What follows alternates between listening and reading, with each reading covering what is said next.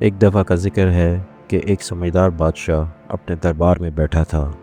اس نے اپنے وزیر سے پوچھا، کامیابی کا راز کیا ہے؟ وزیر نے ایک پرانا سا سکہ نکالا اور کہا، یہ سکہ کامیابی کا راز ہے، لیکن اسے پانے کے لیے ایک رات اسے پانی کے گلاس میں رکھنا ہوگا اور صبح مجھے واپس دینا ہوگا۔ یہ سکہ ایک سپاہی کو دیا گیا۔ رات کو سپاہی سونے کی کوشش کرتا رہا، لیکن بار بار اٹھ کر دیکھتا کہ سکہ محفوظ ہے یا نہیں۔ صبح تک وہ تھک چکا تھا۔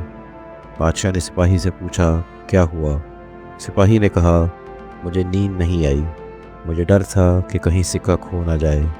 بادشاہ مسکرا کر بولا، زندگی میں کامیابی کا راز یہی ہے کہ اپنے مقصد پر پوری نظر رکھو اور اس وقت تک بے چین رہو جب تک اسے حاصل نہ کر لو، جیسے تم نے اس سکے کے لیے کیا۔ سپاہی یہ بات سمجھ گیا اور دربار میں سب نے اس نصیحت کو اپنی زندگی کا اصول بنا لیا۔